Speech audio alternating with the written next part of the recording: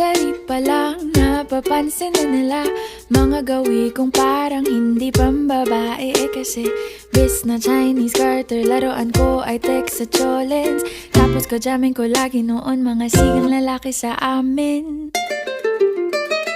Nung ako'y mag-high school ay napabarkada sa mga bay. Curious na babae na ang hanap din ay babae.